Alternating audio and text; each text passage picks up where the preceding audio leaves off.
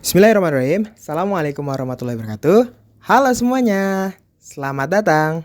Perkenalkan, nama saya Habib Meza Ahmad, mahasiswa Hubungan Internasional dari Universitas Islam Syarif Hidayatullah Jakarta dengan NIM belakang 041. Pada kesempatan kali ini, saya akan mereview chapter ketiga dari buku International Security Problems and Solutions karya Patrick M. Morgan tahun 2006 tentang The Appropriate Distribution of Power atau distribusi kekuatan yang tepat. Mari kita simak.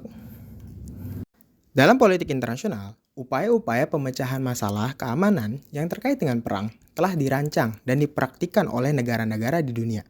Namun, hasil dari rancangan tersebut tidaklah memberikan kepuasan bagi keamanan dunia. Morgan dalam bukunya menjelaskan, hal ini dikarenakan negara-negara tidak mau meninggalkan elemen-elemen inti dalam politik internasional klasik, seperti kedaulatan dan anarki. Negara-negara menolak adanya perkembangan versi pemerintahan global atau regional yang kuat, dan cenderung terikat pada otonomi nasional.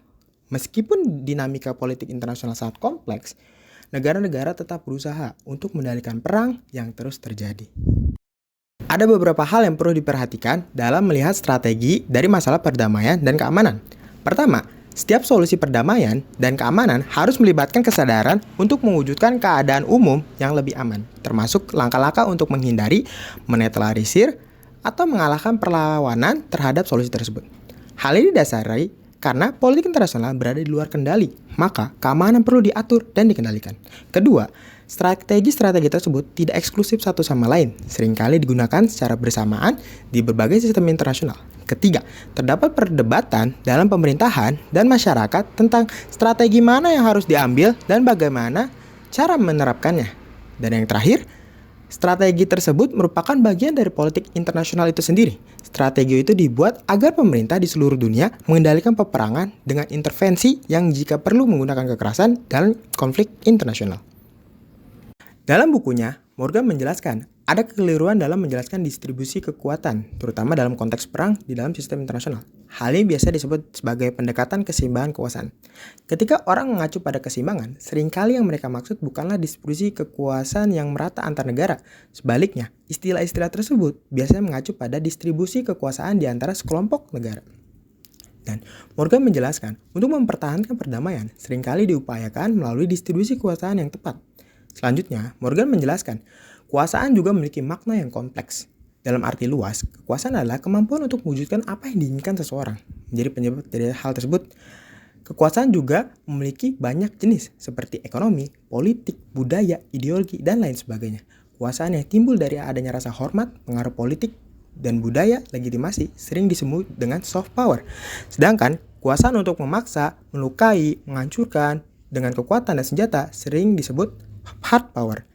Morgan menjelaskan bahwa kekuasaan yang dimaksud dalam distribusi kekuasaan sebagian besar adalah militer. Strategi untuk mengatasi masalah perang adalah mencapai distribusi kekuatan militer yang tepat. Asumsi intinya adalah bahwa kekuasaan merupakan hal yang sangat penting dalam politik internasional. Dan jika menyangkut perdamaian dan keamanan, faktor yang paling penting adalah kekuatan untuk menyakiti.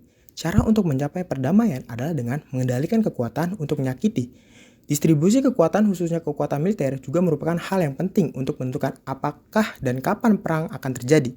Oleh karena itu, untuk mencegah perang, distribusi kekuasaan harus diatur sedemikian rupa sehingga tidak menguntungkan bagi mereka yang memilih perang. Selain itu, untuk mempertahankan distribusi kekuasaan bisa dilakukan dengan berbagai cara, seperti membentuk aliansi untuk menggabungkan kekuatan sehingga bisa mencegah perang, dan bisa dengan membangun kekuatan militer seperti membeli senjata, meningkatkan anggaran latihan militer, dan lain sebagainya. Ada perdebatan tentang distribusi kekuatan mana yang tepat dalam sistem internasional untuk menjaga serangan. Para analis dan pejabat tidak sepakat mengenai distribusi power apa yang terbaik untuk mencegah perang. Hal ini menyebabkan versi strategi yang berbeda-beda. Pertama, perdamaian yang lebih dominan.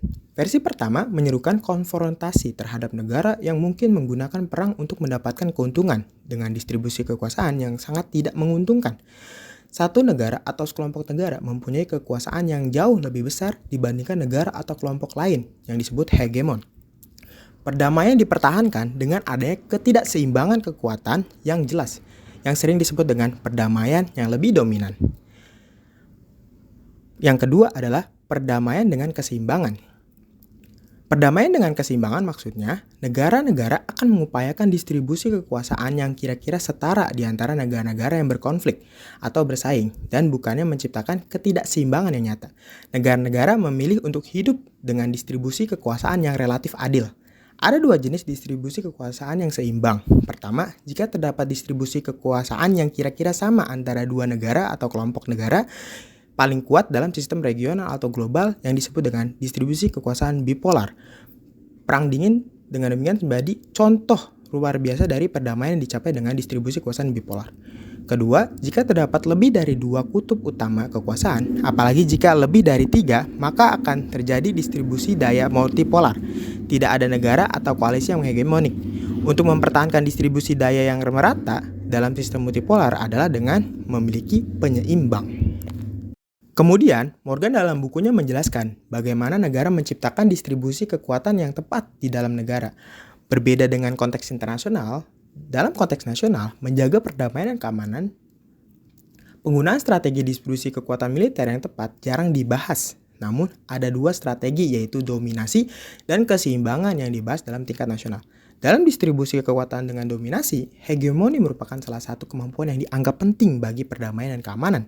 Ketika negara-negara tersebut berkembang lebih jauh, negara-negara sampai pada titik mengklaim dan bersikeras bahwa mereka mempunyai monopoli, bukan hanya hegemoni, atas penggunaan kekuatan yang sah di dalam wilayah mereka. Ini adalah perdamaian yang lebih dominan yang dibawa ke tingkat yang tidak biasa. Jika suatu negara saat ini tidak mempunyai monopoli, biasanya negara tersebut dianggap berada dalam masalah yang serius. Yang kedua, distribusi kekuatan dengan keseimbangan. Distribusi ini terjadi karena pemerintah nasional terlalu lemah untuk menjadi hegemon, apalagi untuk secara efektif mengklaim monopoli atas penggunaan kekuatan. Negara telah kehilangan kemampuannya untuk mempertahankan monopoli atas penggunaan kekerasan. Hal ini dapat terjadi karena sejumlah alasan. Tidak ada sumber pendapatan, korupsi, perselisihan politik yang dapat menjadi pemerintah terpuruk secara politik dan ekonomi. Singkatnya, pemerintah tidak lagi memiliki kapasitas untuk mempertahankan monopoli penggunaan kekerasan. Biasanya, negara-negara yang tidak pernah memiliki atau sebagian besar telah kehilangan kapasitas untuk memonopoli penggunaan kekuatan disebut dengan negara lemah atau negara gagal.